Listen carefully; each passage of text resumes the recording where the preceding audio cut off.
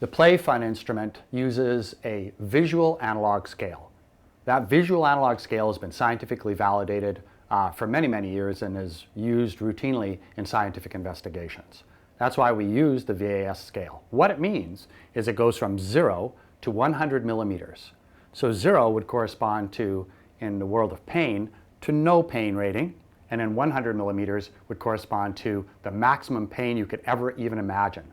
So for people experiencing pain, they would fill out a check along the 0 to 100 millimeter mark, somewhere where they believe they have their pain.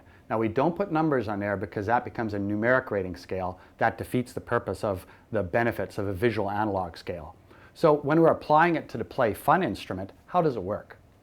We take 0, and that means that you cannot perform the task. Not due to injury or anything like that, but you actually can't even execute the actual movement in any way, shape, or form.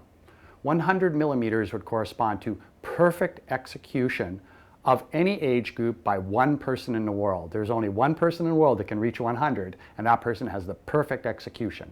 So 0 corresponds to can't execute, 100 millimeters over here corresponds to perfect execution from any age.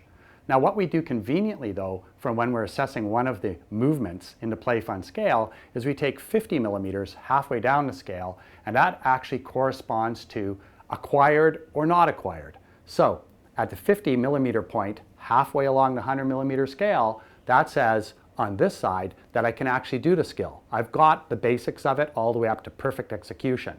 From 50 down to 0, we're basically in a developing state. That means that it's either initial in the first 25 millimeters, emerging in the next 25 millimeters. So that state is saying there's still some deficiencies in the overall execution of the movement. From 50 to 100, we basically have from 50 to 75 the competency level, and from 75 to 100 the proficiency level.